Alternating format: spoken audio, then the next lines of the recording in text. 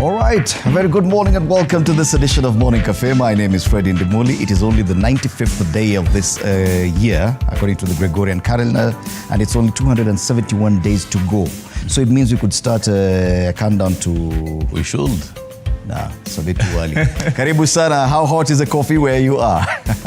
Oh yes, and I'm yours truly, Stanley Nyarungita. Karibu sana. This particular day that I will give you some legalese, some legal tips on how to usikuwe shocked. You know, they always say forever when you want to marry someone. Till death. Till death do us part. But that data shows that according to KNBS, divorce rates have been on the rise. Oh, yes. So that means that do you actually need a prenuptial agreement, or as commonly known, a prenup? We'll be discussing that later on. But today, Fred, is World Rat Day. World Rat Day. World Rat Day. Okay. Siku ya panya. Siku ya panya. That means watu tunashughulikia masuala ya panya leo. Yeah, watu wanauzanga rat. Panya mtu ama panya mnyama? Panya mnyama. Okay. Yeah. Watu wanauzanga rat and kill. Rat and rat. Leo inabidi watulie kwanza. Slow down. Yes. We're not going to poison rats on this day dedicated to the rats. Yes. Don't kill any rats at home because it's World Rat Day. Anyway. To the headlines. A quick look at the headlines this morning. On the Daily Nation, how ruling elite shared KRA jobs. Yes, once again, a breakdown of how jobs have been shared and which communities benefited the most. On the Standard, no end to pain as doctors say big no to offer. On the Star, Tata's home attacked at night. Wow. And I remember us talking and saying this guy should be protected better. Yes, oh yes. Okay, we do have the Business Daily. On the Business Daily, KRA finds new trick to nub suppliers after E-Teams flop. Are they saying that E-Teams has actually flopped? On the People Daily, inside Ruto's deal with Ghana on Raila. He's been in Ghana. He was supposed to be there for about 2 days. I think today should be his last day, or should be actually coming back home. Well, the president is in Ghana, so we expect more news from that end. And I'm looking for more papers here on Taifa Leo, mateso mpaka lini? Swali kuu pale kwenye ukurasa wa mbele wa gazeti hili. Masuala ya afya, madaktari ingali wako kwenye strike. Tuvuke boda sasa. New Vision court upholds anti-gay law. And they said details on how judges ruled on pages 4 and 5 of the New Vision. Big news in Uganda. Still in Uganda, donors go to drawing board over gay verdict. So this is a big debate in Uganda, issues of anti-gay law. Yes. Tuvuke twende Rwanda pale, and Minister Uwamaria on Rwanda's 30 Agenda Equality journey. Interestingly, this Saturday, before we actually go to Tanzania, this Saturday they'll be marking about 30 years since the genocide. On the 1994. Yes, 1994, the 6th of April, when President of Rwanda as well as Burundi, the plane was shot down, and the presidential guard started shooting the Hutu around that particular area. I'm impressed that you've actually gone back and gone into history, because I'm so sure in 1994 you were not even a thought. Si lazima ushutie Kenya leo jue. That's like 20 years before you were born. But anyway, yes, they'll be marking 30 years. In 94, you were 50 what years old? I was here, so I know. On the Citizen in Tanzania, matters transport as well. Major projects on track as 10.7 trillion shillings spent on SGR. As always, matters transport being given prominence in Tanzania. Those are the dailies this morning. So let's take a look at the roads. Let's take a look at the roads and major roads that are heading into the central business district that you may want to avoid and just get into the CBD as early as of right now. And so let me zoom in into some of this roads. So this is Thika Road that you're seeing. It looks clear, getting into just after Muthaiga. Just before you hit Muthaiga, as always, that building that houses, or that used to house, Jubilee Party headquarters. There's a slight traffic snarl up there, just getting into Pangani, but it promises to ease after you head into there. Just getting into Ngara as well. Some parts of, coming from the parts of Westlands as well, looking all clear. Let's take a look at, before you actually hit Nairobi City Stadium, there is a slight traffic snarl, but it promises to get quite well. Lusaka Road looking clear, and that is how some of these roads are looking like. Let me see how Limuru Road might be looking like. Limuru Road should be somewhere around, yes, somewhere around here. Let me just zoom in into that and see, well, everything looks definitely quite fantastic on that. And that is how the roads are looking like. Let's take a look at the weather in Nairobi and its metropolitan regions, 18 degrees Celsius right now. And well, yesterday they were saying that chances of it raining are quite high, but I don't know if wherever you are in Nairobi it actually rained. But they say today expect some light showers as of in the morning, as of 7 a.m. all the way to the evening, and some thunderstorms pale sanane. So chances of it actually raining is quite high today. Leo hata hakuna dalili ya jua, ndio wanasema. Seems as if we might really again need that umbrella today. Oh yes, 50% chance of rain. Oh yes, but interestingly in Nairobi you'll always find some dark clouds hovering around for quite some time. Unadhani this might actually rain, and then they ends up disappear. raining at night. Yes. So it's still precipitation nonetheless. Oh yes.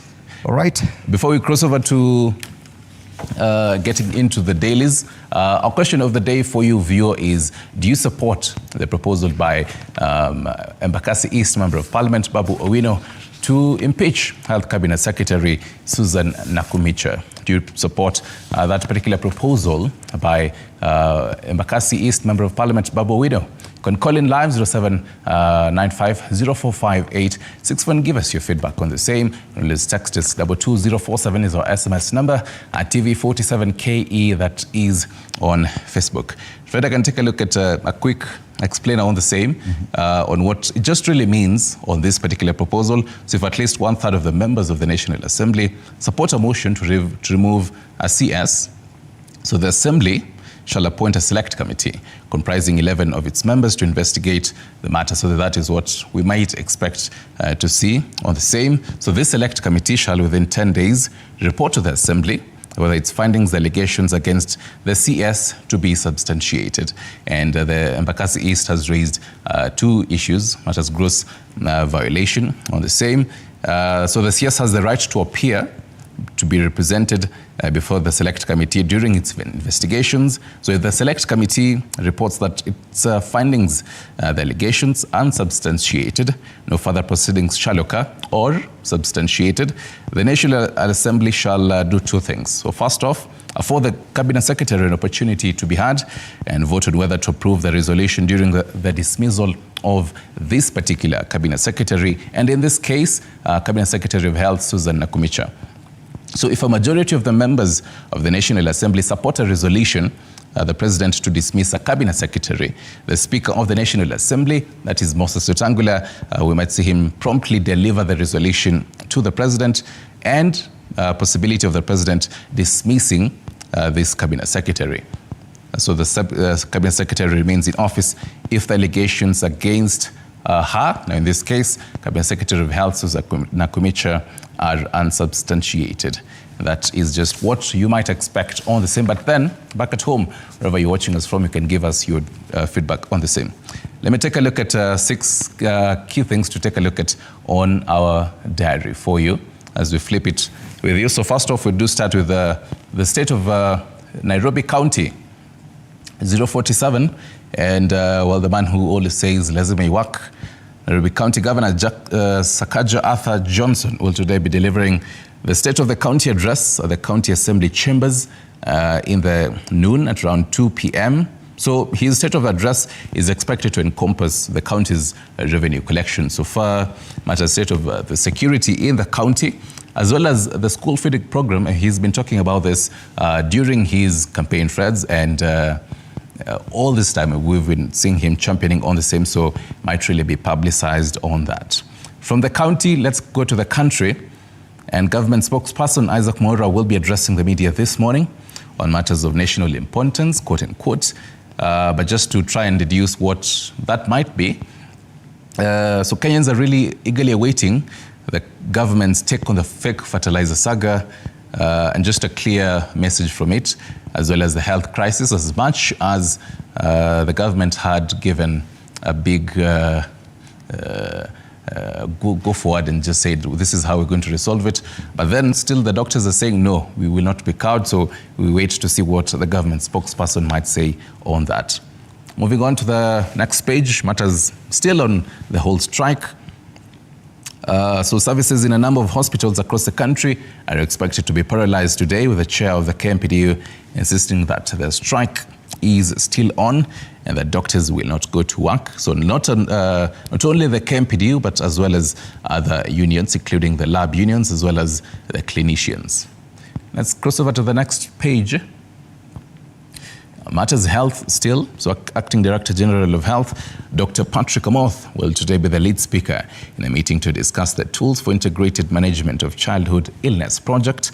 So the meeting will bring together the Minister of Health as well as health departments from counties of Kakamega, Kitui, as well as Uasin Gishu. We'll be giving you more details on that and what might come out of that meeting. And another bit, matters vetting of ambassadorial nominees. So the National Assembly Defense, Intelligence and Foreign Relations Committee is set to begin the vetting process of ambassadorial nominees as of today. So these nominees include the nominee for London, UK, that is Catherine Kirumba, for Kampala, Uganda, Joash Arthur Mangi, Lillian Tomitomi of Lusaka, Zambia, Lieutenant Retired General John Mwangi of Tehran, Iran, Caroline Kamende Daudi, nominee for Ottawa, Canada. And that, in a nutshell, should be our diary for you. And finally, let's take a look at Today in History. And Today in History, some sad events back in 2019 that happened in Garissa University. So on a day like today, former President Uhuru Kenyatta announced a 3-day national mourning to honor the almost 150 victims of a massacre by a Somali Islamist militant group, Al-Shabaab, in Garissa University, which took place on the 2nd of April 2019. And that is all for you on Today in History. And that's our cue to get into the papers now.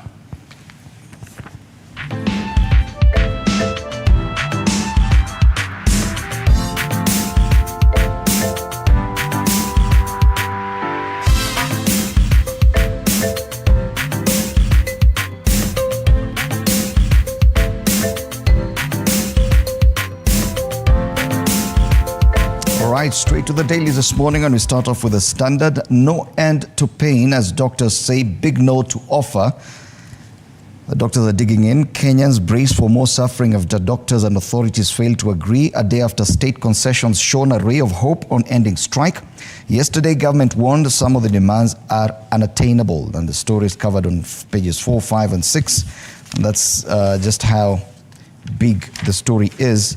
On pages 4 and 5, they talk about judges directing medics and ministry to end the stalemate within 14 days. Raila Odinga also weighed in on the matter. Families pain after girl with heart ailments left helpless. These are just some of the topics around the issues of the strike. Kenyatta National Hospital deserted and turned into center for few helpless critical patients. And they have images there of some of these patients on page 6 of the Standard. Meanwhile, clinicians are vowed to go on with a strike as nurses opt for diplomacy. That's a coverage of the ongoing strike by the medics as far as the Standard is concerned. The other big story on the front page of the Standard, ODM's funds plea as it rolls out polls timetable. This has been the biggest discussion this week with the rollout of grassroots elections for both ODM and UDA. Yesterday, the ODM party leader spoke, addressed the media, and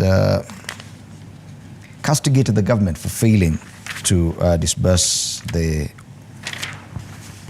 requisite political parties' funds to parties, which he says will affect the election process for his party. Now, this comes 10 years after drama unfolded during its ODM's grassroots elections at the Kasarani, where the infamous black men in black, invaded that election. The other story given prominence on the front page of the Standard: fat cats at center of fertilizer scam, try to kill story. Powerful politicians reached out to a journalist in an attempt to have an investigative story on the fake fertilizer scandal dropped. A House committee has been told, and that story is on page 9. On the top strip of the Standard, grade 9 to remain in primary school. This according to PS Bailey Kipsang. It's a continuing debate on the future of the CBC. Elsewhere, why Kenya is alarmed by Uganda, matters shipping and logistics. And in that international front, 9 killed after quake hits Taiwan. And in sports, a rare mention of a small team called Manchester United as they collide with Chelsea there. Let's flip the paper and go to the back page and see if we can give some more prominence to this team. Chelsea Man United collide at the bridge. The two faltering, underline the word faltering, Premier League giants, under immense pressure and at risk of failing to achieve their respective European targets, will lock horns tonight at 10:15 p.m. local time as Chelsea play host to Manchester United at Stamford Bridge. Yes, if you can stay up late for the sake of these two faltering Premier League teams, then you can, if you can sacrifice the time, that is. I don't know. That's a Standard today. Nyaringita, are you willing to sacrifice your sleep? Lazima you work. Lazima you work. No, you need to wake up early. Don't. I'm still. You know, I'm about 15 years old or so. 15? I've been that generous. You know, so I'm still a young blood. So okay. You don't need sleep. Yes, sleep is for old people. Yes, by 7 p.m. You're already shut. Sleep is good for you. On to the Daily Nation, how ruling elite shared KRA jobs. They say it's a controversy. But then 1,406 revenue service assistant posts went to 2 communities. And let me just have that on my back screen right here, just to show you on the same. So more than 1,406 revenue service assistant posts went to 2 communities. And they call it a scandal. An analysis of recruitment data from a KRA report table in Parliament shows that Thika Town, Kiharu, and Tabo were among constituencies from Kenya Kwanza strongholds that took the lion's share of slots in the flawed hiring that has been annulled by the High Court. That is on page 4. And they have a whole tabulation of respective constituencies in some of the counties. And Kiambu, Murang'a, Uasin Gishu, as well as Nairobi are leading in this. But leading is Kiambu as well as Murang'a, followed closely by Uasin Gishu. On the bottom, a very sad state of affairs, from Easter joy to pain. What will have culminated in a celebration to remember during this year's Easter holiday for the 40-member entourage of the Ng'ang'a family ended in tragedy when they lost 6 relatives in a road accident at Salama on the Mombasa-Nairobi highway on Monday night as they traveled back from Mombasa. That is on page 3. And they've pictured there the photos of the loved ones who passed away. Esther Wanjiru, Lemi Macharia, as well as Esther Nyambura. And still linking on the same conversation that has been there for weeks now. The National Parents Association has urged the government to ensure drivers who ferry children to and from school meet the required road safety standards. The association wants the Ministries of Transport, Education and Interior to enforce the Traffic Amendment Act of 2017. And to a story that, can skip the whole matters, doctors reject. We'll be focusing on it on matters on the back page. But before that, let's go to the front, the top scroll. International matters, Trump calls migrants and animals, and U.S. presidential campaign as the U.S. presidential campaign hots up. And he was saying, well, some of you might call them humans. They're not humans. They're not humans. They are animals. Just alluding to some of the illegal migrants who had, rather one of them allegedly killed a U.S. citizen on the same. And just using this actually to fuel and just add fuel to the fire so that as a campaign gimmick on the same. Back to Kenya, matters party politics. Raila warns against ODM divisions as party announces staggered elections. And succession wrangles have rocked the opposition party.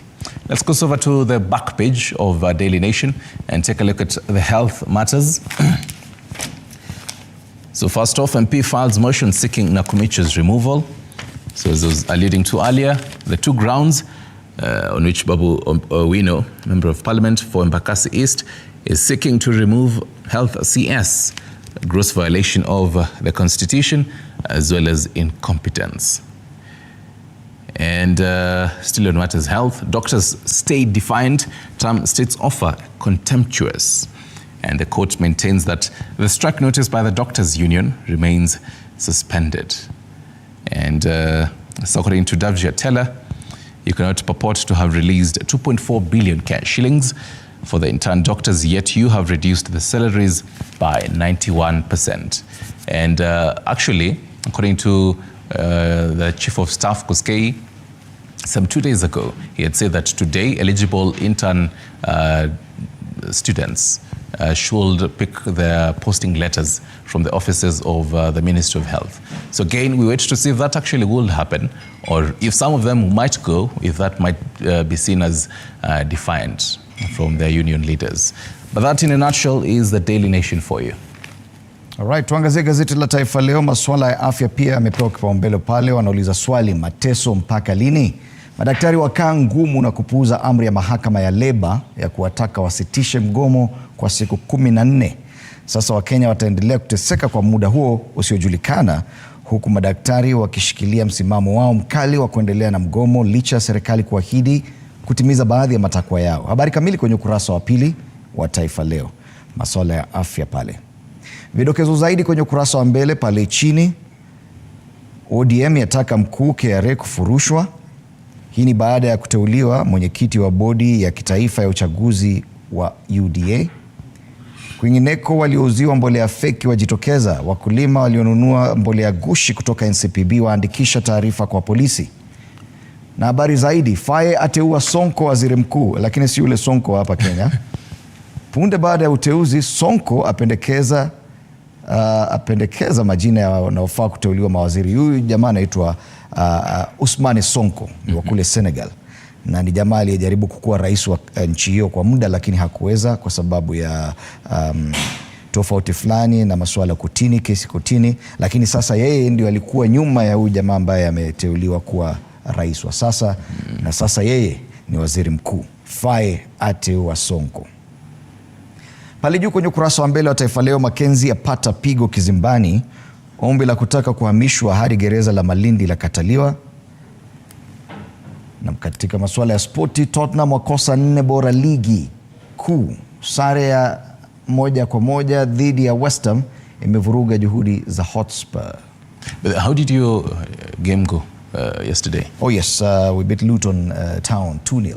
Arsenal beat Luton Town 2-0. So does that mean I told you I didn't want to speak before, but you know, the papers are talking about struggling teams, so I just wanted to give you some time in the spotlight. Okay. Yes. But yes, Arsenal are now on top of the league. So back to the you're lonely on top of this. Wamerejea kileleni, wanasema hivyo. I feel like one of these days you are tempted to even start the show on top of this table, just to prove me kwanza ile siku mtashinda.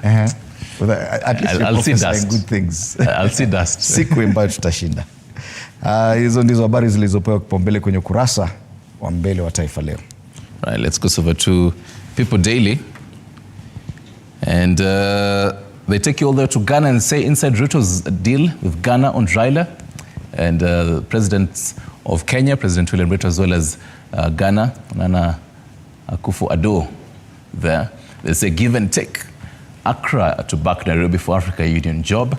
And in return, Kenya to reciprocate by supporting West Africa nations' battle for the influential Commonwealth position. That is on page 4 on the same. On the bottom, they say Nairobi residents go without water,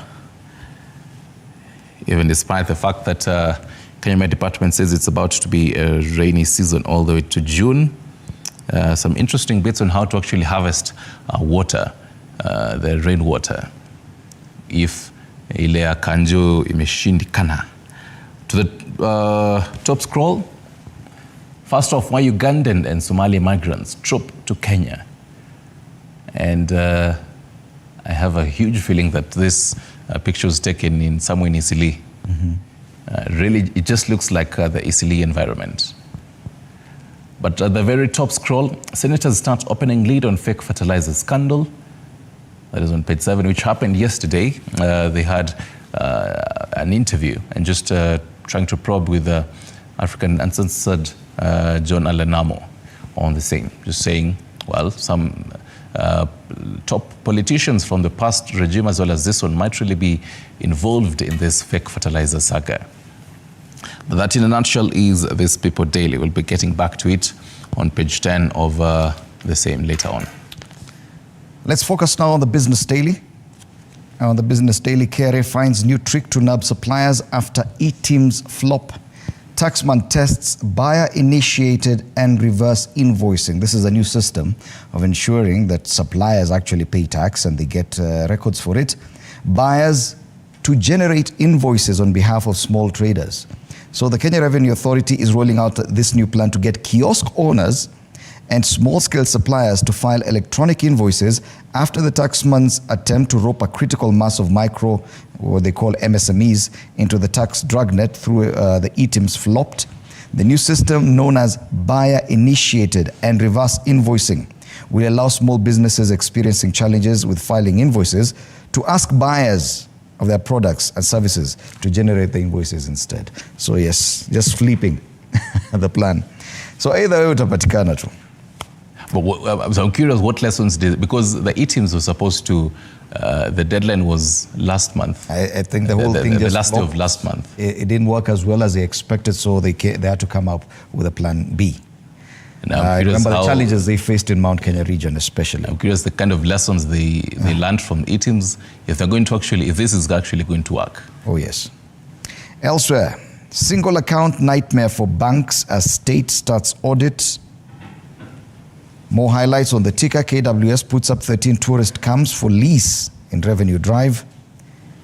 SHIF deductions fixed for July 1st in new U-turn. Remember the CS had said they would start in March, end of March. Yeah. At least now they say in July. So at least for this month, payslip at least it kiasi. Tulia kiasi. More highlights. Japanese car parts farm starts operations. This is a Kaio Industry Co. Limited.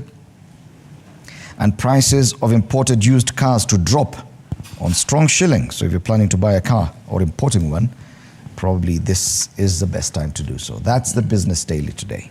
For a minute, I thought you had said Kaikai and Cairo. No. Shanghai. Okay. Kumeenda namna gani. Anyway, and finally, let's take a look at the Star. Umtata's home attacked at night. That is on page 2. Let me give you more context on that. So they say a group of unknown people attacked the rural home of Busia Senator Okiya Omtata, demanding to know where his whereabouts on Wednesday night. So the group, suspected to be heavily armed, tried without success to force their way into the senator's palatial home in Kwangamor village, Amokara sub-county. So this coming some days after he was attacked, allegedly attacked. He was in his vehicle. So again, as you say, probably now needs that protection.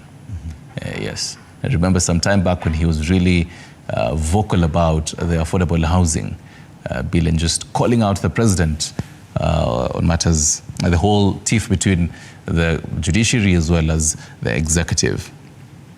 Back to the front page of the Star. On the bottom, This is why you might be experiencing some traffic snarl-up along the Uhuru Highway. So they say traffic jam pain as Kenya builds a subway on that highway. So for the construction of a modern subway to serve University of Nairobi students and other commuters, so motorists are unable to access the road and have been diverted to KBC Globe Cinema roundabout, causing huge traffic snarl-ups. On the bottom scroll, are you a teenager and you're probably fasting yourself to death? Well, in our generation, Fred, we say ni kuinama. Yes. Unainama, unangojea lunch inapita, lunchtime, and then you continue with your business. That's your fasting. Yeah, yes. So it's a very strategic way. Or you probably wake up at a particular time so that you have breakfast and lunch, the brunch, together, just to save up. Yes. Interesting way. Yes. And then you wait until maybe in the evening, maybe, or to the other day. So the star on the bottom, they say anorexia. Eating disorders rise among teens in Kenya. And matters party politics, battlegrounds to watch in UDA party elections. Matters constitutional commissions, so move to force SRC chair and chiefs to be part-time jobbers. This is now interesting. I don't know how it's going to really influence even members of parliament because they're really on the neck of the Salaries and Remuneration Commission chair. You really need to increase our salaries, you really need to. So what now happens if they're actually part-time jobbers? And finally, on the top scroll of this paper, matters party politics again. Now in ODM, they say why Raila may not cede ODM party leader position. That is on pages 4 and 5. And well, because we've wrapped up on matters, the newspaper highlights of it, we can get into the caricature. I'll start with the star. It's on page 3, kama kawaida. And I think the cartoonist name is Ozone24. I believe you hear a gentleman who, well, resembles the head of state, and he's just probably getting the whole sunshine of it and just getting out of a ballot box. And this really has to do with the UDA party elections and how they have been clustered in different regions, in different dates, and some regions that might really get quite fierce when it comes to these party elections. Mostly, it is a very hot potato. Yes, mostly around the Mount Kenya region might really see some quite fierce elections on the same. Oh, yeah. But then again, it might be a whole litmus test. Before we had seen the whole country, them saying the whole country being painted yellow. So is it going to be the same right now? After now people have seen, so this is how this party looks like. This is how it actually, well, at that time they only had promises. They had not started delivering. So right now, after they have delivered for more than 19 months plus, is the country still going to be painted yellow? People are still going to have the whole thirst of actually getting into these elections? Yeah. Yes. All right. And it's the same theme on the cartoon on page 15 of the Daily Nation. Matters grassroots party elections, and it's both the UDA and ODM. And the story they're talking about is the suggestion is that it's elusive. The fact that it's a journey. Initially, they talked about the grassroots party polls. Then they changed direction, said ahead, then almost there. And then there's a journalist there taking a photo, or using not even a journalist, someone using a telescope and looking ahead and saying, it may never happen. So will it happen? Will the elections happen? For both parties, will the elections happen as they have been designed? Before you take a look at the Standard, because Stanu's take on People Daily is still the same, the party grassroots elections. The two gentlemen of the leaders of the two factions, ODM as well as UDA, there are athletes there, and just nearing the finish line. Not actually the finish line, how do you call it? The hurdle. The hurdle, yes. And it's a hurdle, and this hurdle is written free and fair polls But then it's actually a question. Are they suggesting that free and fair polls are actually the hurdle Yes. to the elections? Oh, yes. And the commentator says party polls, a big test for the two. And indeed, it's going to be a big test. Just how free and fair will these grassroots elections be? On page 14 of the Standard, it's a different issue altogether. Matters doctor strike. It is a boxing ring. And the government appears to have been handed a proper knockout by the medics who are still standing. And the referee, who's Wanjiko, says it seems like a technical knockout. The fact that the government is unable to stand.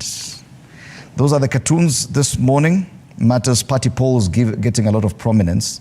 And of course, the ongoing doctors' strike. And this will also form our biggest discussion today on the state of the nation. Today we'll be having Fred Ogola, economic and governance expert. MP Dagoretti North Beatrice Elachi will also be in studio alongside Jeremiah Kioni, the Secretary General of the Jubilee Party. You do not want to miss this conversation, and you can be part of it as well. Through our social media, on X at TV47 News and on Facebook, TV47 Kenya. Do stand by for that, but later on. Before later on, as we talk about leadership and governance, just a reminder to the viewer, as we talk about leadership and governance, do they support the proposal by Embakasi East Member of Parliament, Babu Owino, to impeach Cabinet Secretary of Health, Susan Akumicha? What do you think about it? Do you support this proposal? Do you think Health CS Susan Akumicha should be impeached should stay in office? You can always call in live, 0795 045 864 or SMS us 22047. Later on, matters law, as you do every single Thursday, the prenuptial agreement, when you say, I love you forever and ever, amen. And when actually getting into that ring, bado sijafika hapo. So I'm very curious how it's more, that discussion is more relevant for you. But as a prenuptial agreement, John Evans, a lawyer, will be in studio just to give us the whole tips. In case you're thinking about, unasema, the next 2 months, I probably want to marry this particular lady, or you're a lady and you're saying, I want to get married to this gentleman. Have you thought about prenuptial agreement? Is it on the table in your discussions? Stick around for that conversation. You can also be part of that conversation and tell us your thoughts on the same. Do you feel like a prenuptial agreement is, well, relevant, even in uniquely in the country? But later on, have your gym attire ready, because you're getting into the gym, live gym, all the way at Physique Gyms in Ruaka. Kim Keep Fit will be with you on that. So stick around for that as well. Kama uko pale Jobo, umefika, don't worry, ambia boss, nipatie like an hour, nijitayarishe hapa with these guys on TV47 at Morning Cafe. Oh yes. We take a short break? Yes, time for a short break. Right now, we'll be back in a short bit.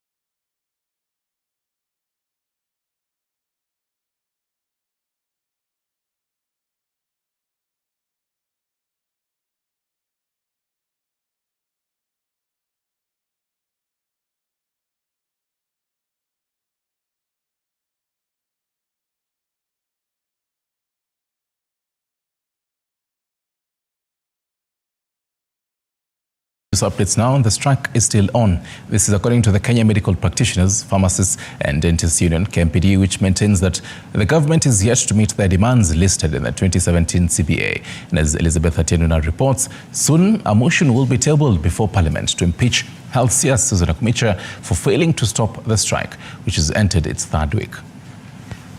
Health CS Susan Nakumicha is in hot soup after Embakasi East Member of Parliament Babu Owino revealed that he has filed for a notice of motion to impeach the CS for alleged gross violation of Articles 26 and 43 of the Constitution and incompetence for failing to find a solution to the doctors' strike that has entered its 21st day. Sasa, as at to when it will happen or not, that is tomorrow's problem. Today's problem is that she's going to be impeached. Before we impeach her, because definitely we are going to impeach her once we go back to Parliament.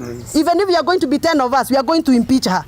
And she will feel the pain of being impeached because she is not doing the right thing. KMPDU has stood its ground, maintaining that the strike is still on. This despite the government's move to extend an olive branch to the health workers by allegedly disbursing 2.4 billion Kenya shillings to cater for the deployment and posting of all eligible medical interns who are required to pick their letters from Thursday this week. KMPDU has since urged the interns not to pick the letters. This amount entails the reduced amount that is to be paid to the interns, which as you've heard is 22,000. It does not include the 12,000, which was even as per the court ruling of 2022. I just wish a day would come when there will be no private hospital in this country. And every one of us have to go to the public hospital and feel the pain that the local people feel when they have no alternatives. The Kenya Union of Clinical Officers say that nationwide strike, which has affected over 7,000 health facilities, will go on until the UHC staff are absorbed on permanent and pensionable terms. We have done the calculation of the 6,948 people who are on PNP for clinical officer. The government need only 1 billion to implement that for the whole year. The Employment and Labour Relations Court has since ordered for the suspension of the doctors' strike to pave way for the conclusion of the whole-of-nation approach meeting proceedings, which should be concluded within 14 days. Elizabeth Atieno, TV47, Nairobi. Thank you, Liz, for that. Now, the National Council of Churches, NCCK, has given its clarion call towards the State of the Nation. NCCK has demanded for the government to promptly address the demands of the doctors who have been on strike for 3 weeks now. And as Sheila Chilengat reports, NCCK also wants the government to address the fake fertilizer scandal. The National Council of Churches, NCCK, is the latest to voice their opinion on the ongoing doctors' strike, which is now in its third week. NCCK says there's a need for the government and the doctors to resolve the stalemate that continues to deepen the crisis in the healthcare sector. This time it's not an issue of opposition or who is right or who is wrong. It's about our own who are dying in hospitals. It's about things coming back to order. A bishop can afford to go to Aga Khan Hospital, but the grandmother who the pale mashinani cannot afford. So we want to see the president talk about it, solve this problem, let people live well in this nation. NCCK has also called on the government to weed out corruption on the roads, a vice they blame for the escalating number of road accidents in recent days. The rate of accidents in Kenya can be measured with the rate of corruption in this country. Whether the police, the NGCA, and all the departments concerned, it's a high time. Again, we are saying the concerned people should come up with a team that all of us should be involved and deal with this mess of accidents. In addition, the NCCK Council has called on the Ministry of Agriculture to fully take responsibility of the fake fertilizer scandal. They have the accountability. They have who are the storekeepers. They have the lorries that transport it. The Minister of Agriculture should not come and tell us ilikuwa ikatembea. The Minister of Agriculture would have come and told us this is what happens, and either so and so has been sacked or himself is stepped down. This council now wants these issues to be resolved immediately. Sheila Chilengat for TV47.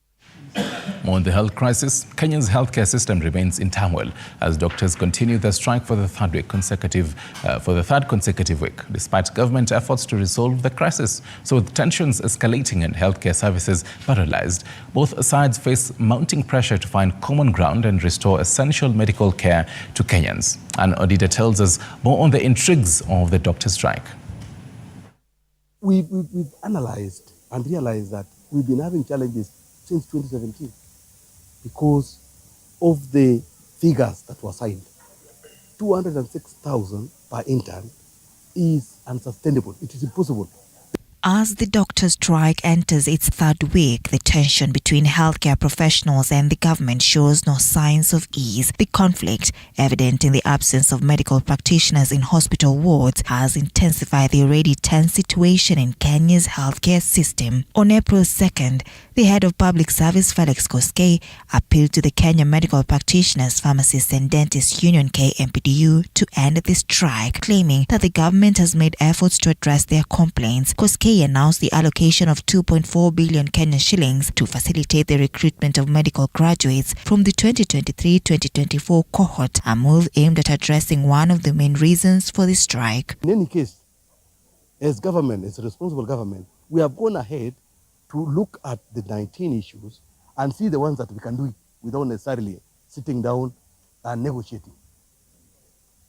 We have to be a responsible government, and that is why, as we are waiting for them to comply and come to the table, we are continuously sorting out challenges that they had brought on board. And we are to me, we are okay, we are doing well, but we are telling them, come back to the table. The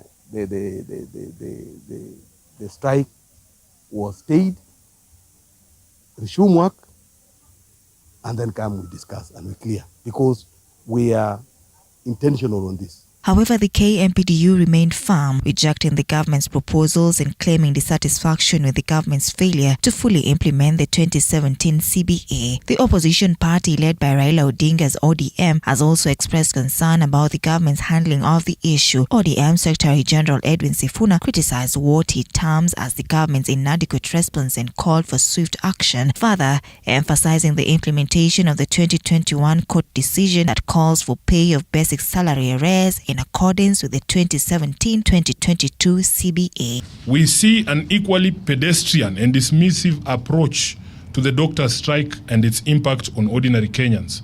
There seems to be neither commitment nor capacity by the government to resolve the matter. We take the position that government must immediately respect and implement the 2021 court ruling which directed the Ministry of Health and the 47 county governments to implement the basic salary as per the agreed, signed and registered collective bargaining agreement of 2017-2021. In line with the demands of the striking doctors, the government must ring-fence health finances by operationalizing the Facility Improvement Fund. We support the call by doctors for the government to allocate at least 15% of its budget to health and to devolve the resources to the counties. Mention of the matter in court today, Judge Baira Mungai informed that the government and the doctors' union have been given 14 days to complete the ongoing reconciliation process. However, the court was informed of the doctors' refusal to end the strike. The government, on its part, affirmed its intention to participate in the negotiations in good faith. While the nation awaits a resolution, questions arise about the effectiveness of these negotiations. Sources close to TV47 and privy to the matter say that before leaving the country for Ghana, President William Ruto gave a directive to the Ministry of Health and the Treasury to find a quick solution to the strike before his return. Perhaps this will give Kenyans hope for a swift resolution, but the question is, will it be enough to end the crisis and restore essential health services to Kenyans in need of them? Ann Odida, TV47. Thank you, Anne. Now let's talk politics. And Meru County Governor Kawira Mwangaza has joined the ruling UDA party and declared her intention to defend her gubernatorial seat on the party ticket in 2027. The governor, who was received by UDA party leadership, extended an olive branch to Meru MCAs and MPs after two failed impeachment motions. UDA has urged the party legislators in the county to embrace her in the new political home. in a move seen as an attempt to save her political career in the 2027 polls. After 2 failed impeachment motions, Meru County Governor Kawira Mwangaza has joined the ruling UDA party, which enjoys a majority support in the county of Meru, a move she attributed to her supporters. Na watu wamekuwa wakiniuliza sana, Governor says, mama 2027 tunaelekea wapi? 2027 tupatie sign. Sasa siku ya leo nimekuja kuambia wa Meru ya kwamba sign ndio hiyo.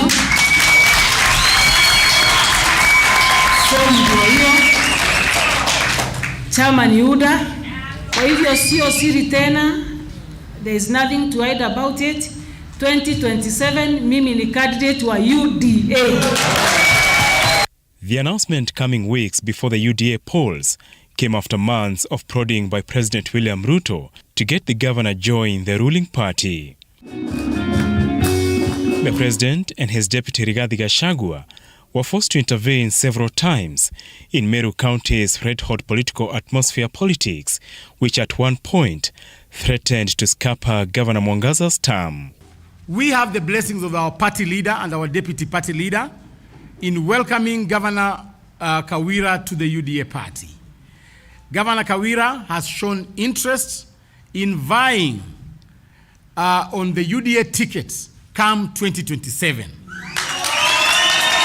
The governor, who defeated 2 political titans in Meru politics, Mithika Linturi and Kiraito Murungi, in the battle for governorship, is now extending an olive branch to the restive MCAs, unhappy with her leadership. The UDA members of parliament from Meru, the UDA MCAs of the Meru County Assembly from Meru, I want to urge them to open the doors for dialogue, for reconciliation, for healing of this great county called Meru.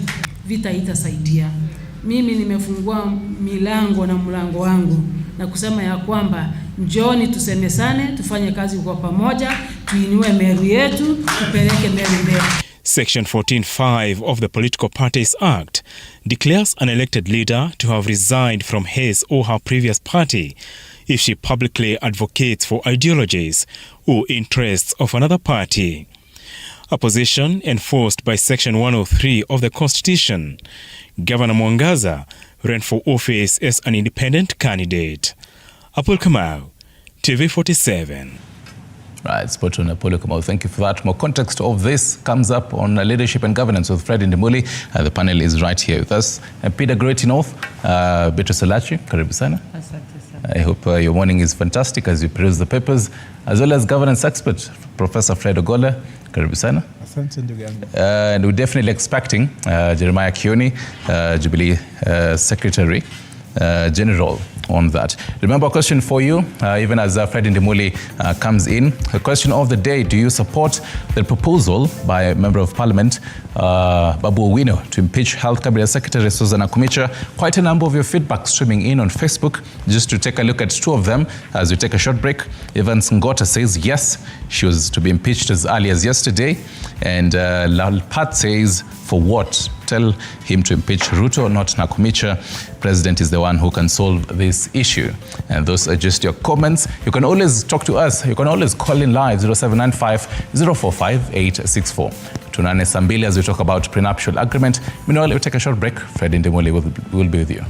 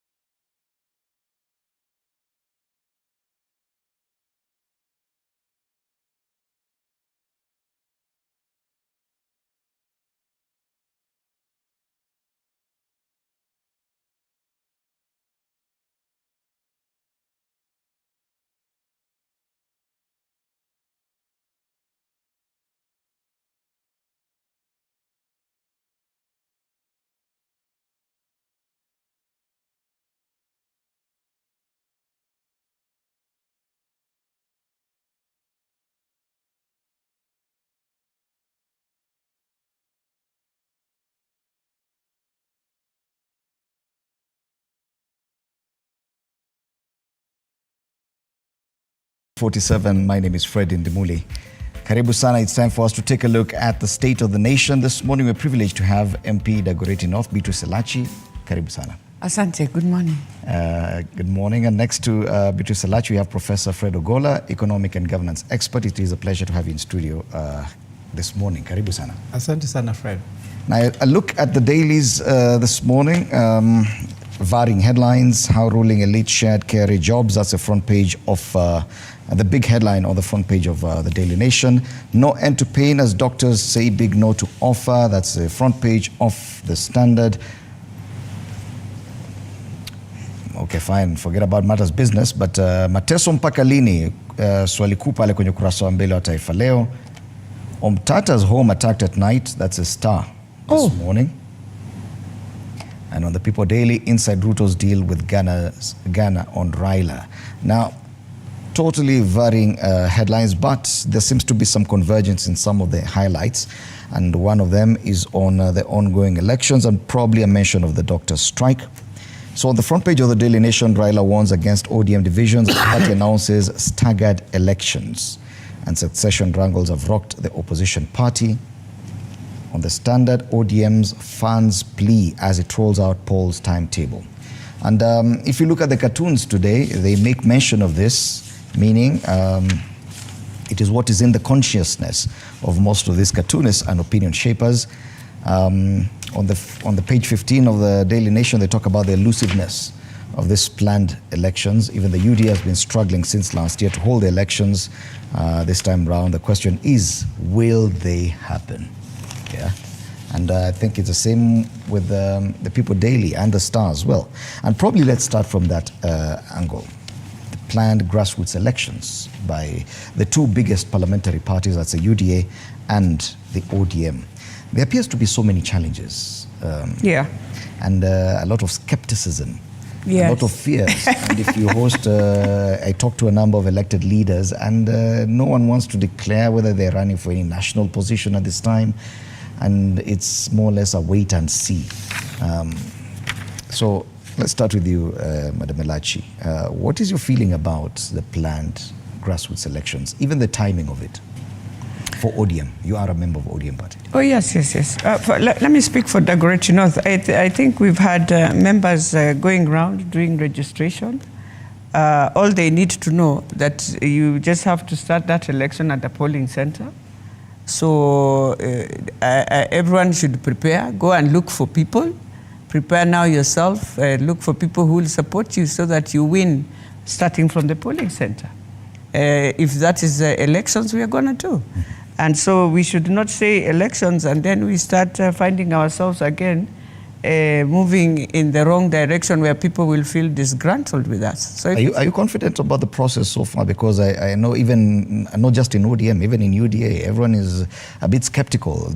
People are not so sure how the process will be. People fear, but you see, I always say, you see, when you prepare yourself, it's an election. Mm-hmm. If I want to be a delegate, I prepare myself. I go and look for the people who will vote for me to win at that polling center to be a delegate. Yeah, you prepare. And I will tell them, prepare. We are going to prepare.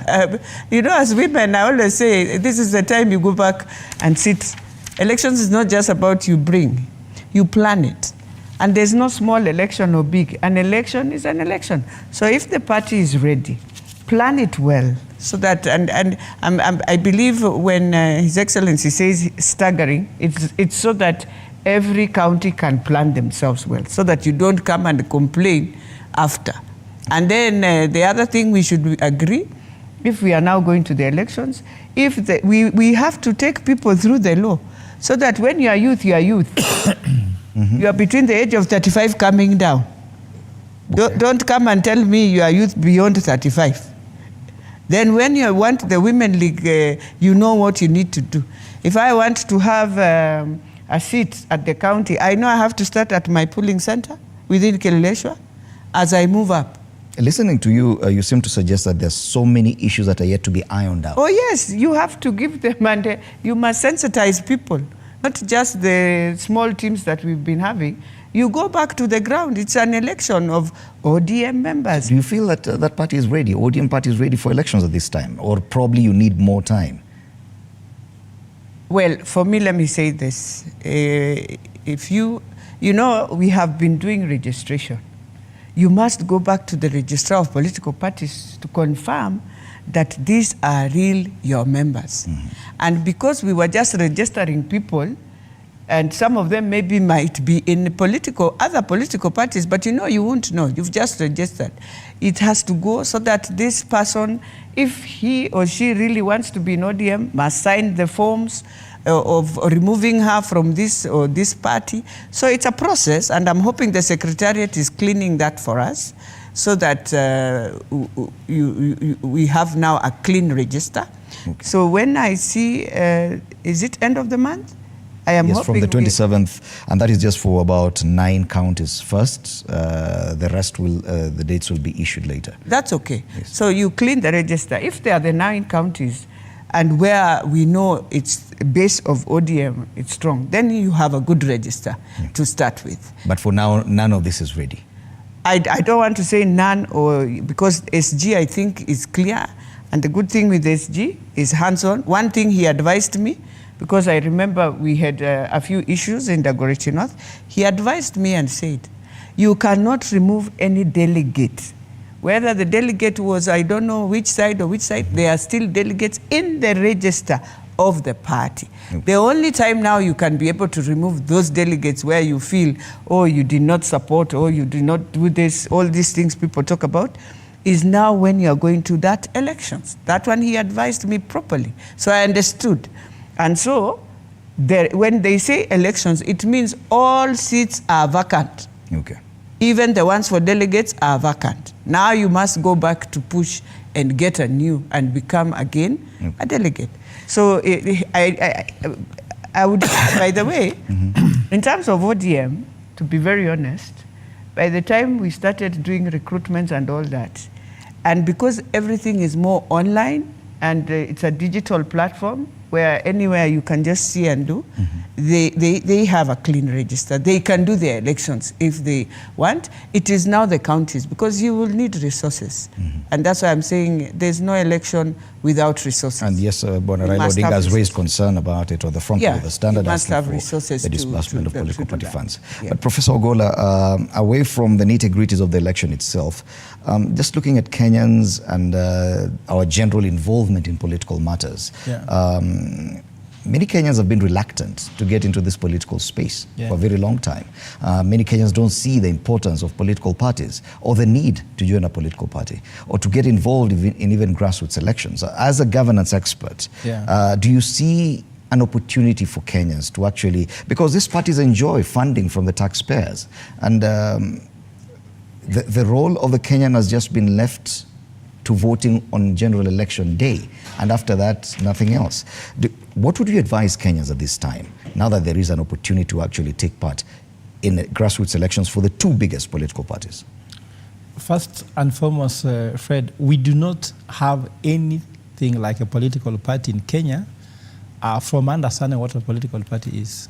Because a political party should be founded on what's called to promote socio-economic interests of the people. If you look at parties, for example, ANC in South Africa, that's what they do. They are able to bring the feelings of the middle class. Actually, South Africa is ruled by the middle class, and the middle class occupy ANC, and you can see their voice in ANC. You see even leaders can change there. Ramaphosa was there. It was changed now. Ramaphosa is there currently as the leader. Zuma was there. Changing the leadership of ANC changes the leadership of the country.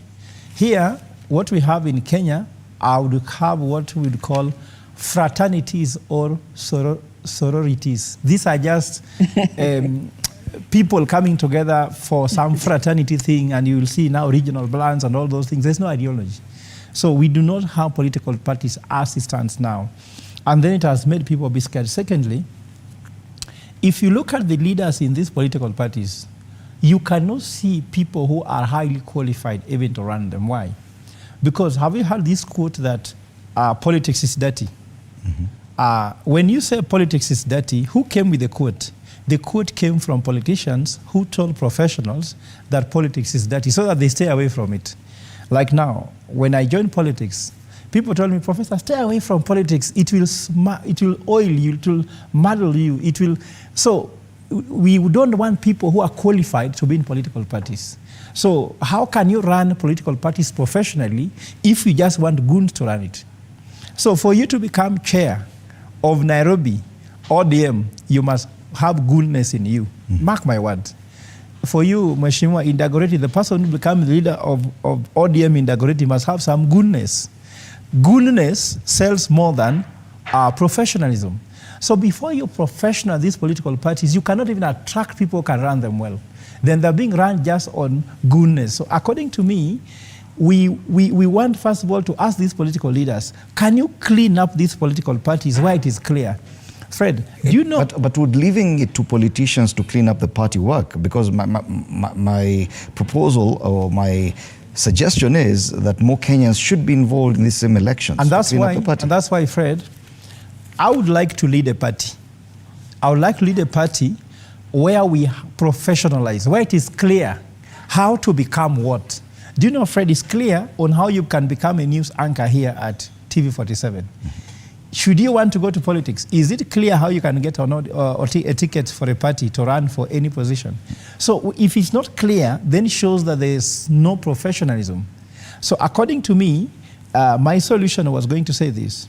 Can we have professionals setting up a political party that qualifies to be a political party and then attracting professionals to join it? Would you say that probably the Independence Party, KANU, had managed to a great extent to become a professional political party? No. The way it was run, it was always that for you to become a leader of a political party, I can even see the relationship between Moi and Kuguru. Kuguru was a very good friend of Moi, and Moi he wanted to become a leader of Mount Kenya. All these things are talk about fraternities. For example, you see now what is happening there. Malala is talking about welcoming Mwangaza into UDA, isn't it? And he's saying that he's praising the president and the deputy party leader, all those things. That is not the issue. Mwangaza should join the party on her own right and her qualification. So as far as I'm concerned, I repeat that we do not have political parties that are there. Then another thing I want to say is that when you see anything called in Kenya democratic, there's no democracy inside it. When you hear anything saying anti-corruption, there's no corruption. There's nothing like anti-corruption. There's corruption inside it. When you hear independent, like IBC, there's no IBC. It's independent. Why is it that people can make noise on the street and IBC disappears? So, Orange Democratic Movement, there's no democracy inside that place. UDA also has the word D, isn't it? You know, UDA, ODM, both of them have it. Maybe Mheshimiwa is here to tell us Jubilee that does not have democracy. Does it mean there's more democracy inside? Before we come to Bwana Jeremiah Kioni, back to you, Beatrice Elachi. Do you agree with the professor that because you've been an elected leader for a while now, but every election cycle you've belonged to a different party? Yes. And one may wonder, why should I bother as a Kenyan to become part of ODM or UDA during this electoral cycle, knowing fully well that after 2027 I may need to change party again? What is the point of becoming a member of ODM? Yes. You see, the problem with our parties, they are very regional based, and that's the biggest challenge.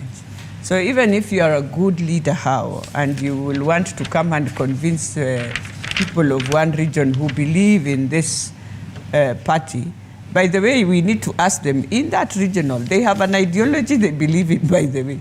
There must be an ideology that they believe in.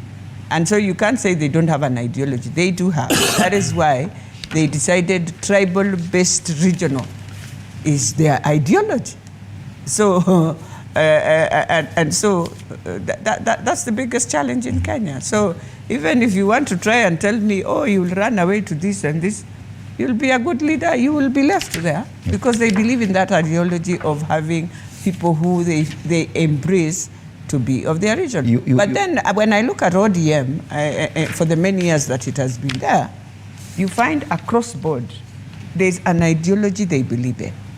And most of the time, for the many years, they believed that, look, you will find social, people believe you must share. People believe that you don't need to have this hunger of capitalism so much, but you can have an hybrid because all of us are capitalists anyway. But that's what they believe in. Okay. They feel the leaders who are there will fight for our rights. We believe in human rights. So that's why they're there. Okay. And that's why you find across the country. And when you look at it, you realize the people who join in, that's what they feel. Sometimes they feel they are marginalized. Sometimes they feel they have not been part of the process, part of government, and all that. And I think we all believe in devolution. And I think that has been the biggest pillar for BAMBA. Let's bring in Bwana Jeremiah Kioni into this conversation. Karibu sana, Secretary General for the Jubilee Party. Asante sana. And it's good that we have a Secretary General for a political party on the panel today. Now, I know the constitution for Jubilee may be different and the electoral process probably is a bit different, but watching from outside and with a kind of interest around the ongoing process for the UDA and ODM, there's a lot of skepticism and very little confidence on whether or not this grassroots elections will actually happen. One, do you think they will happen? Two, do you think that this process will be consequential? My apologies for stepping in late, and again, thank you for this invite. Let me just address kidogo too what I heard Professor say when I was seated there. And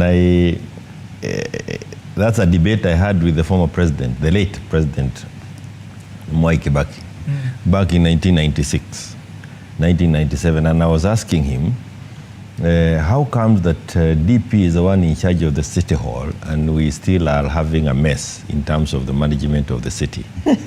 And he was the leader of DP then. And I was a young man. The Democratic Party. Yeah, also a the Democratic. DP. I was a young budding professional, you know, feeling very different from politicians. And he told me an answer which I think is as relevant as it was, as relevant today as it was there. And he said, the problem you're having is that you who think you are really professional and can do things better, you are out there. Wewe uko nje, unafurahia uko nje. If you think things needs to be done differently, join politics. That's how I started having an interest in politics. It will never be different, Professor, until you bring your ideas in.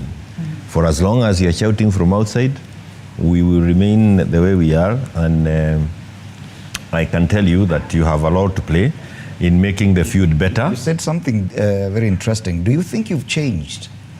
You say you are a young professional with a very different that time I was young. Now I'm old. I'm not a young. I'm not. After politics and became a member of different political groupings. Do you think that you've changed?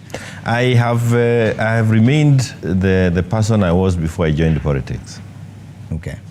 And I am proud of it. You've not adopted the politician fully. Kibaki told us, and again after that he told us that and being in leadership, it's not an opportunity to satisfy your personal greed, but a privilege to serve others. And that is why you may never see a person in Kibaki's family dragged in a mud of corruption and all those cadres and tedders and the rest, because he was very clear in his mind and he told people, his family, immediately he was elected, you have always had something to eat. Okay. Don't think that you are going to change your diet because I'm now the president. Back to our question. And I want to tell you, these elections will happen, and do you think they will be consequential? Elections will happen, and they will happen the way they want them to happen. I mean, they will happen the way they want them to happen. If you see, like we've started on a very wrong footing with the UDA. They have appointed individuals whom they have been advised, not just yesterday by Musalia Mudavadi himself as the Prime Cabinet Secretary. I have a circular that he sent. There is a circular that was sent back in 2011 by Muthaura. We are in court ourselves for having, because there are people in our neck who are already serving in various parastatus and we want them out. They have now appointed people who are servants, public servants, appointed recently to run the elections. So you can see they will happen because they want them to happen. But and they know what they want out of this. But it is really, it's really like, for lack of better thing, it's really showing people the wrong thing. You cannot have that kind of impunity and then expect that the process that you want to get into will be, and I'm talking about UDA. ODM have a history. They have had their party for the last 20 years, one way or another, and it is something that you must commend them for. I agree with what Mheshimiwa Elachi has said. You can associate ODM for the longest time possible with fighting for that voiceless person, for the reason that they have also not been in government for the last 20 years in a way of winning. So I think KANU also, I don't want to take it away from like Professor was, KANU also managed to do something that we have not been able to. They had the elections their way. You remember the Mlolongo way, and they were still able to produce leaders. They held their party together. And even today, you still find those structures in the grassroots. I can tell you, even in Jubilee, it is a structure that you keep looking at if you really want your party to have presence and loyalty. There is something that you learn from all these parties, but I think the worst bit about what I've seen with this UDA is where we are now trying to make sure that kill the divide between a political party and the civil servants and the executive, because they are bringing in the civil servants to manage their affairs like it was during those early days before the new constitution. And that is certainly going to be messy, very messy, because you are now then saying that those public servants start serving the party and party interests, and even the sharing of national resources are likely to go the party way. Yet, they are servants for all of us, even those of us who are outside UDA. I hope, and I can join in any group that will go to court to stop those appointments. Okay. Yes. Now Professor, and I still go back to what I'm trying to execute. It's on the general public's involvement, because there's been a lot of complacency, especially from the general public in Kenya, and there's a lot of lethargy when it comes to involvement in political parties or political matters or even political engagements. Yeah. And civic awareness is very important. Yes. In terms of economic and governance awareness, raising the right questions, knowing how to go about it. Now, the only way or the best way to do this is through participation in political parties and political party activities. Failure to do that during this time, as we say, the elections will happen either way, the way politicians want them to happen. If Kenyans fail to be part of this process, they will be failing themselves, don't you think? Yeah, you see, the greatest paradox is that someone cannot run a political party but wants to run government. For me, is the greatest paradox. ODM has not done the election for the last 10 years. Yet Even the last elections failed. Yes, yet they are shouting on democracy against the president. UDA was not able to hold a good nomination, neither ODM. For example, the larger CI where I come from, it was shambolic. I was a leading candidate in Uganda. And then I saw people meet in an hotel and gave a ticket. On UDA? Of ODM. Oh, okay. That Oburu Odinga or Pia Wandai, James Orengo meet candidates they choose who are not popular and give them a ticket, and ODM lost Ugenya. I was in Ugenya last on Sunday. They still cry why I didn't get the ticket for ODM. So if you cannot run a political party, can you run government? In fact, for me, even I'm asking this question, I want to extend this question even broader.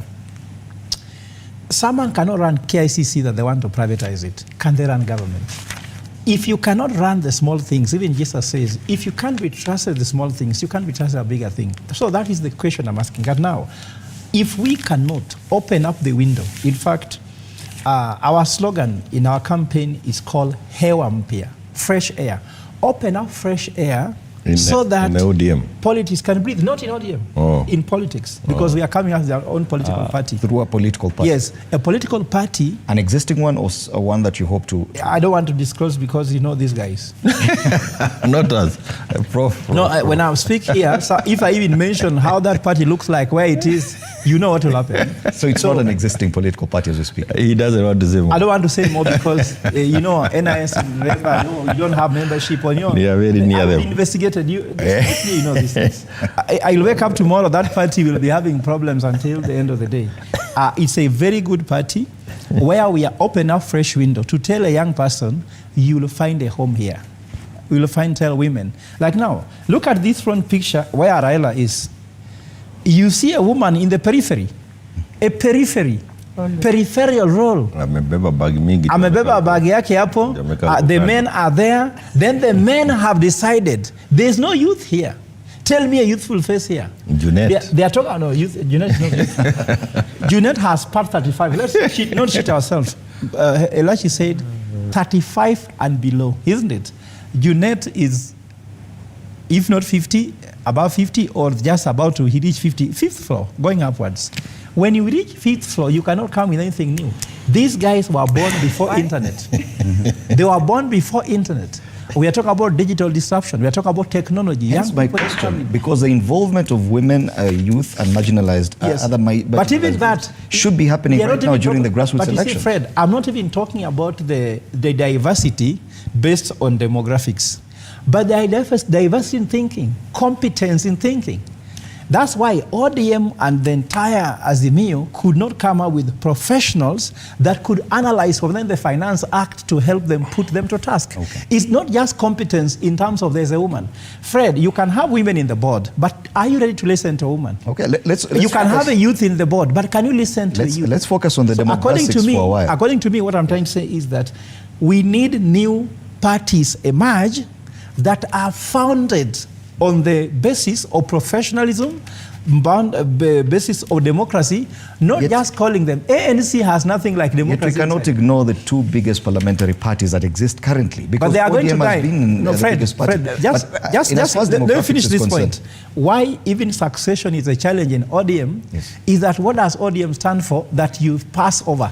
Succession does not mean that you replace people. Okay. Succession means ideological. What is it that ODM is passing over to next generation? Okay. If you ask young people outside there, do they want to run ODM there where there is no nomination, there is no election, there is bribery to get tickets? This is not the first time we're raising the question of involvement of women in political parties. And I remember it was covered very well when you went to State House. Let me explain this to Prof. You see, as much he wants to come with the party, isn't it? You must understand the culture of the people of Kenya. Before you go into all these things you're talking that are very good. I always tell in Kenya, I always say, even recently I was just giving a joke in Kewapo and I say, Kizungu mingi does not help Kenya nowadays. That Kizungu mingi is destroying us also.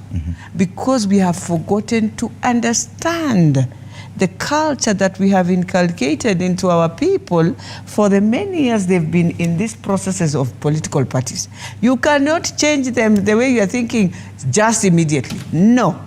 But you have to go step by step until them themselves will come out and realize there's something good. Have you moved any closer to having the demographic of the membership of parties? No, I remember when you were collapsing parties to join Jubilee at State House Nairobi, and you were the only lady among over 20 men. Yes. That hasn't changed. It has never changed, and by the time it changes, it's going to take until the citizens at the grassroots, who are the real voters, will understand, oh, look, this is how we're going to move. This is how we have to change. Then you can talk about all these things Prof is talking about. Do you think that this time round, with the processes going on right now, that there's enough awareness among the general public on the need for them to be involved in these parties? There's none. That's what I was saying. You have to go back and make it an election where people of your party, members of your party, can participate and feel, oh, yeah, we are part of this process. But do Kenyans themselves even avail themselves? You'll find during those elections, those who are always there are the ones who will be there. But how do you bring in this new people you are talking about, which Prof is talking, you must sensitize, you must involve them. But then they will ask this question. So as I get involved, because Kenyans, we normally ask, what is in it for me? What is in it for this young person to appreciate that you must be in political parties is what we have to go and tell them. Look, Kenya is run like America. Everything is politics. You must engage, and for you to change your political party and find things running, you must get involved. From the time we are calling for those grassroots elections, get involved in it. Yeah. Now for a break, we'll come back to continue with this conversation as well as other conversations right here on Morning Cafe. Don't go too far.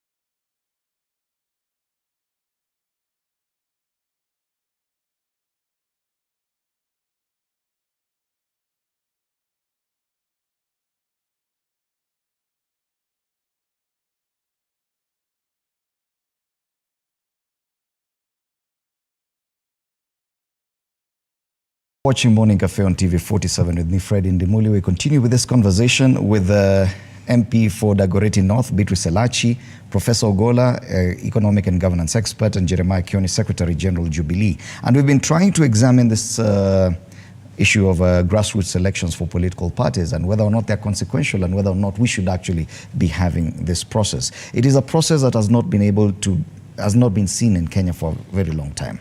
And right now we're questioning whether or not it is an opportunity to actually infuse professional leadership from Kenyans who have previously not really been involved in politics. And I want you to close it for us, Bwana Kioni.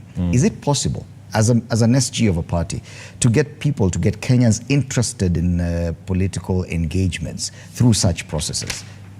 Yeah, it is, and I want to agree with what Professor was saying. Is really, let me first of all say that when you want to conduct elections for your party, you must avoid the temptation of carrying out a general election. One, you can never afford it. Two, you will never be able to manage it. When you were doing, or when you were discussing the 2010 constitution, the one that is our constitution now, we toyed around with the issue of getting the government or the public coffers to fund elections within parties. So that we were trying to make the parties come out in the manner that Professor was trying to define them. And it became completely impossible, because if you are going to hold elections for UDA, like you do an election during general election, then you are saying you need some maybe 30-40 billion shillings. So there is no party that will ever be able to do party elections in the manner that people have in mind.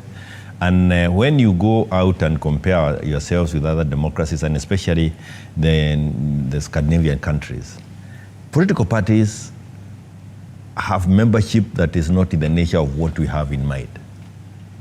Some of the political parties that have been in power and have managed, like Norway, very well for the last now almost 55 years, don't have more than 140,000 people. That's the membership. And those people sit, they elect their leaders, they elect who is going to run for the prime minister's position, and then they also decide on the policies. How are they going to manage the country if they win? And that is it. Everybody else is a follower. So you need to differentiate between followers, between supporters and all that, and members of the party. And you do not need to have 1 million members of the party. You just need a handful in every area. And these are people who will actually contribute. They don't depend on being fed by the party. They use their own resources. They spend time to think through the policies that you have. There are people who will also go through bills that come to the floor of the House. So that's where we have gotten it wrong. And that is where I think when you again look at KANU and you try and copy what KANU was doing, you'll get it wrong, because there was no difference between KANU and the state. Though the structures are there and they are good things to look at, we will need to evolve ourselves from that point. The followers want to hear.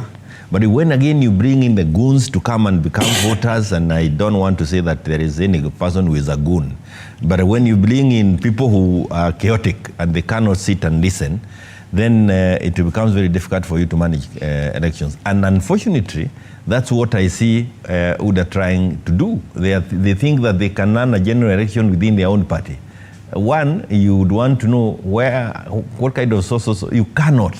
You need to manage your elections in your own party in the manner that you can manage them. Okay. And then make sure that you're also dealing with members of the party. Diehards, people who are really believers of the party. Because that's a question. How do you get these members involved? It's also it comes in the recruitment. Yeah, the recruitment. You have it's in the recruitment. If it's just mass recruitment, become members of the party, and then when you're coming for voting, or when you're coming for elections within your party, it becomes a problem. It's kila mtu, to the point where you even have your opponents now coming to determine who leads within your parties. I just wanted to say that do you see any political party going to a CEO's office and telling them, I would like you to be in my party? And instead they tell them, you are a profession, stay away from us, because they believe you start asking questions about accountability. Where is this money going? Where is it? They do not want accountability. So their biggest enemy is the person who will ask the questions about accountability.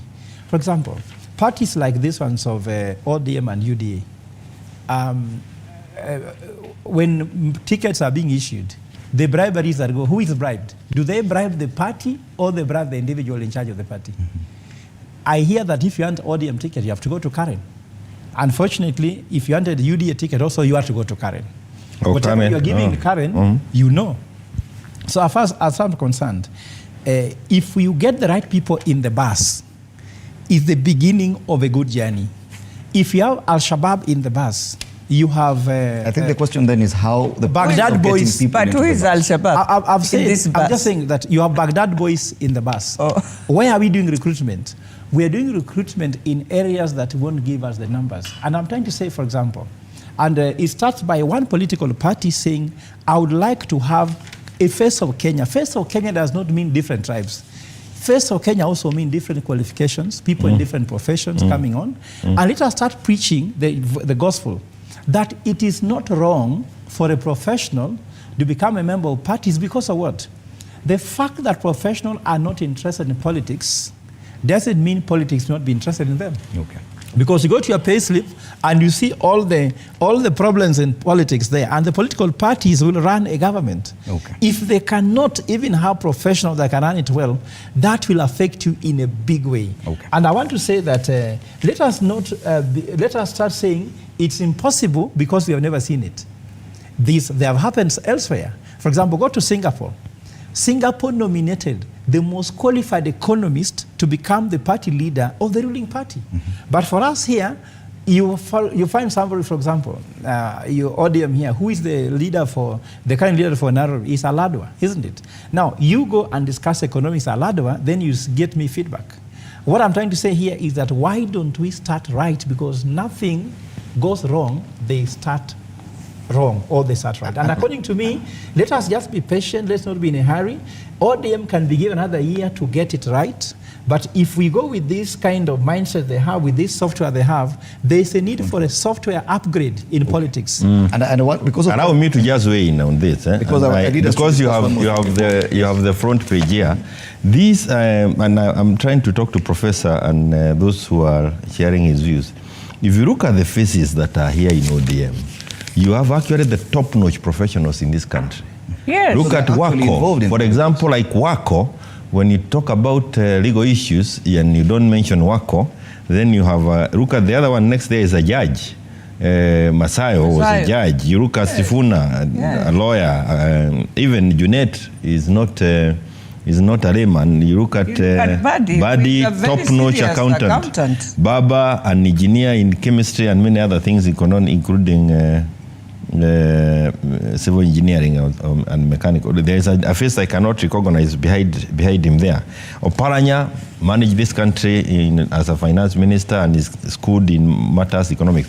The ED, Orweni is another top-notch in the country. So I hear what he is saying, and I think the issue is the software, is not the professionals. Because even the professionals will need to keep working on the software. And once they get into the political system, they change as well. When they go to politics, they take over the software politics and remove the professional one. No. When you sit in meetings, because I've sat with all these individuals in Azimio meeting, and I've sat with these guys, the kind of discussions you have in the boardrooms are very different from what you encounter in public rallies. The problem is not the boardroom. No. The problem is our public. Exactly. Our public don't want to consume... The grassroots. Yes, they have difficulty consuming materials from the boardroom. You need to become a comedian. You need to become a funny fella for you to be able to get the mandate to manage the affairs of this country. So it's a process that we have to come through. And I think it is important to appreciate. I also wanted to say that the definition of a youth within Jubilee is no longer 35 years. Ours, we define it as 30 and below. It is not 35. That's good. Okay. If you are above 30, we don't consider you as youth. Okay. Interesting. Any final word on this, because I want us to move on? Well, for me, in terms of professionalism, everyone, you went to school first before you joined this politics. It is how you manage your professionalism in understanding also how to manage your people and to appreciate the way they are. And if you take them to the right direction, people tend to just follow. And so it's every leader if you want to change people, let them understand you first. Who are you? And what do you believe in? What are your values? The moment you put that on the ground, I mean, in Dagoretti, it's very clear. Number one, you don't come to me with so-and-so alisema, fitina out. You start with that, I leave you. They know. They have learned now. Okay. They know. Number two, if we find many people just talking things, just move out. As a leader, don't engage so much. Don't be part of the process. Change. Now, go back to actions. Just do the things that you promised people. Let them see, even if it's one thing. Kenyans appreciate, by the way. Okay. When they see that you said this and you have done, they appreciate. Okay. And they take it, that's when they start now trusting you. Because one of the things we've done also to our electorate is promising them things that we never do. And that is what has removed this trust from us. So they just believe, this politics is But the moment you start showing them, I agreed, we said this. We have done one, we are moving to two. They start trusting and believing and now coming to believe. So things can happen in politics. So I want us to move on to another discussion because of time. 30 seconds. 30 seconds only. You cannot tell the importance of an IQ just by having it. It's seen the application. Jesus says that you know a good tree by the fruits it bears. So I agree with my senior here that we have professionals there. But these are trees. Do you see the fruits of them? Do you use your professionalism to help your country?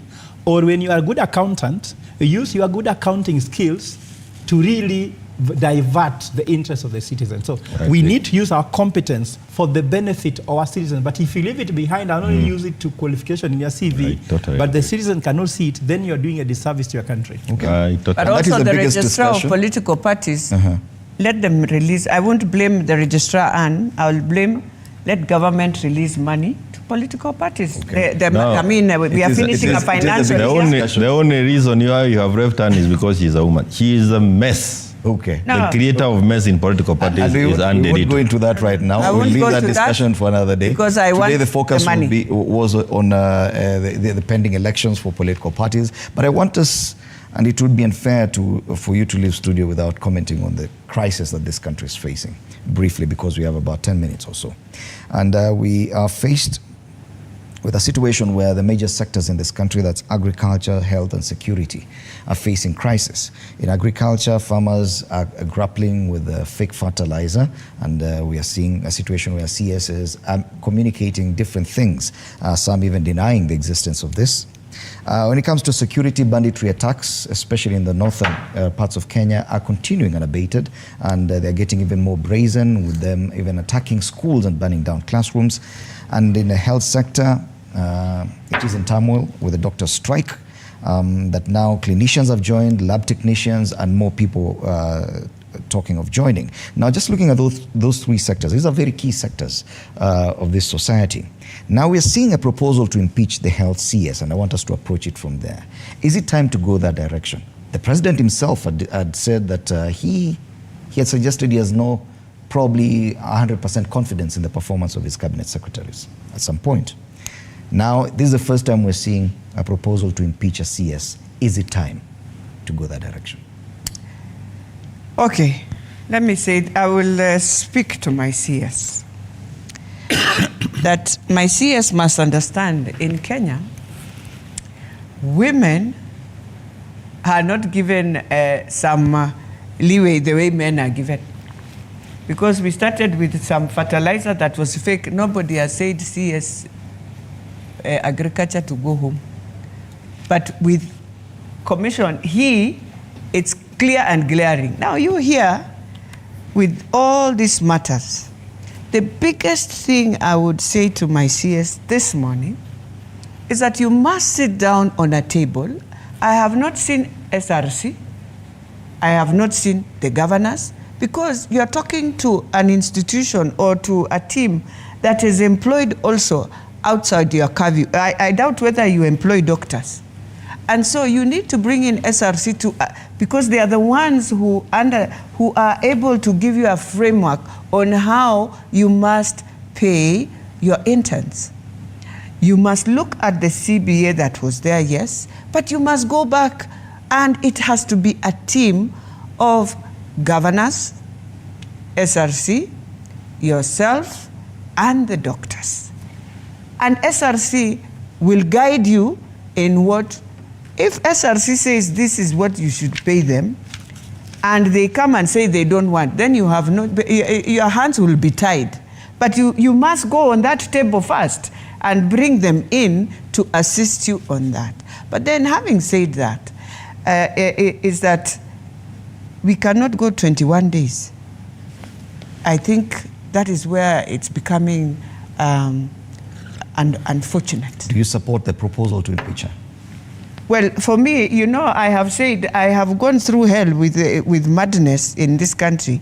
And because of impeaching, yes, you find the woman will be impeached so fast, but the men will be saved. So me, I'm not here to impeach Nyakumicha. No, I will not even allow that. I will tell her, go and sit and organize and put things in place that are supposed to work for doctors. Yes, Kioni. I saw you struggling to list the number of institutions or systems that have collapsed. Yes, transport, where are we leaving these other ones? Mheshimiwa, we are actually in a collapsed system and institutions gone, starting with the Bunge.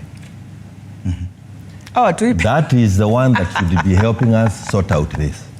Not in places, but within Parliament. When you talk of impeachment, wachana na huyu. The person we need to impeach is Ruto, Dr. William Samuel Ruto. And I support the initiative that has been done by Professor and the team. I don't know how far they are. We need to ensure that Articles 1, 2, and 3 include the ability of Kenyans in this country to recall the president. Institutions have collapsed. Systems have collapsed. You have not listed education. Education is on its knees.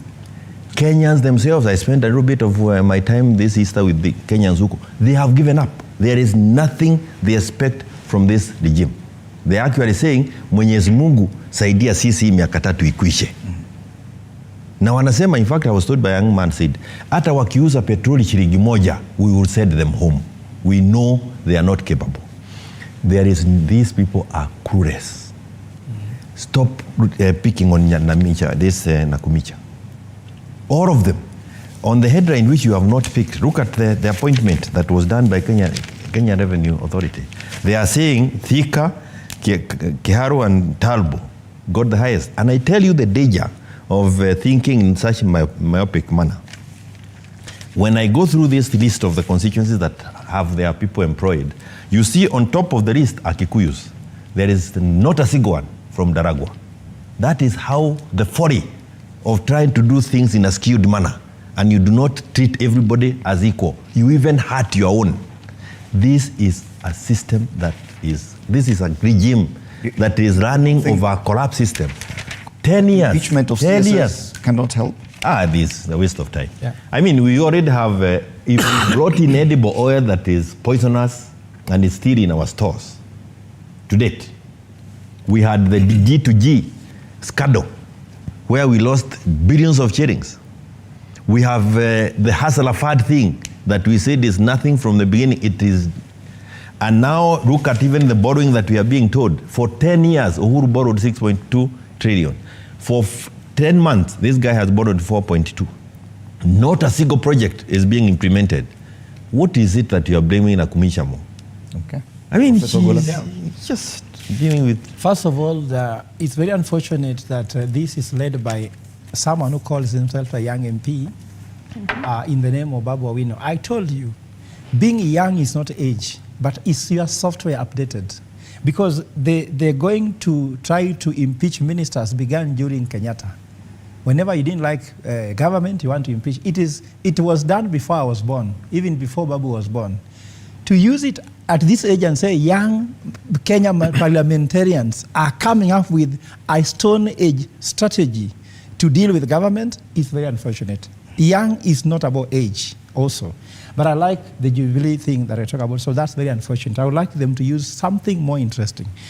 Our problem must be diagnosed. Fred, using a medical model, if you have gotten the wrong analysis or diagnosis, there is no need of a prescription. So has these people diagnosed the problem? The problem we have in Kenya is, like my senior says, is one William Ruto. Because immediately he was sworn in, he gave us a fake cabinet.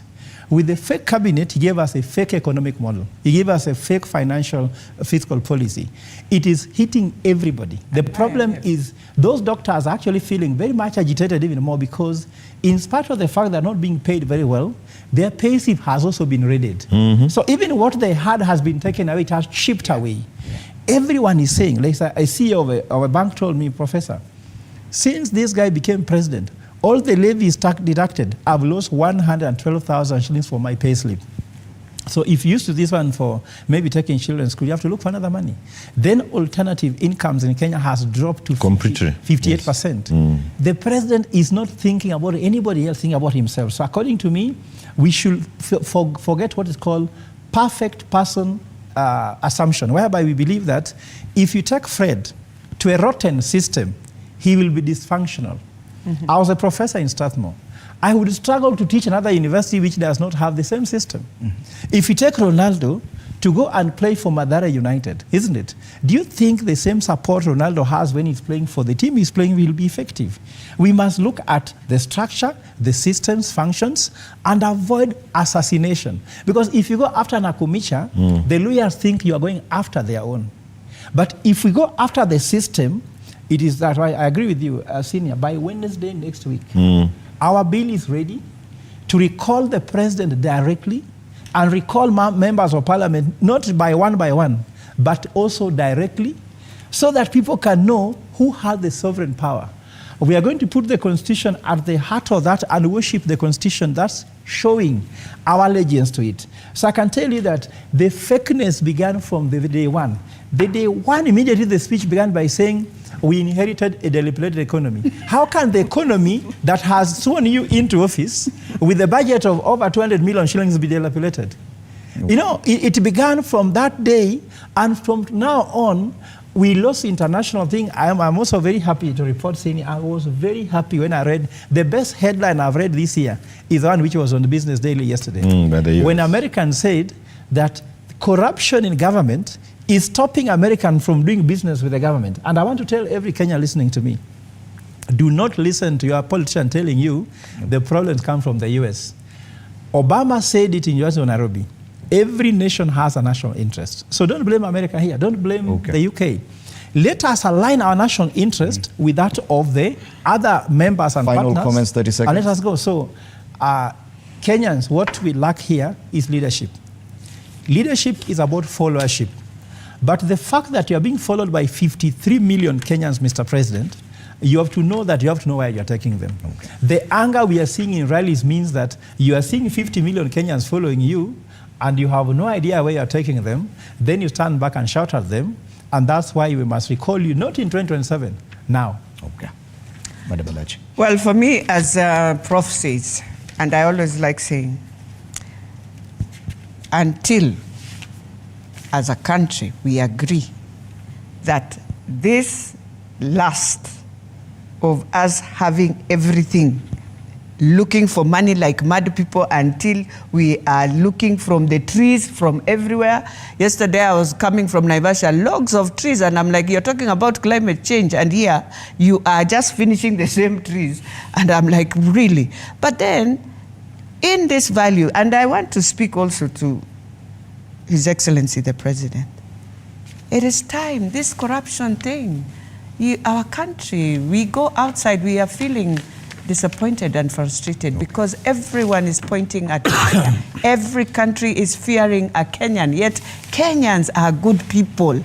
And you are making them even not to have visas because people are thinking we are just the same as the way people are doing in government. It is not right. For Nakumicha, you cannot impeach Nakumicha. You need to sort out the mess by sitting down and dealing with that matter once.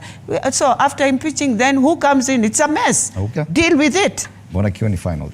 Another mess. That is Mwagata and joining. deal with the roads. deal with the roads. Okay. Let's a lot of accidents.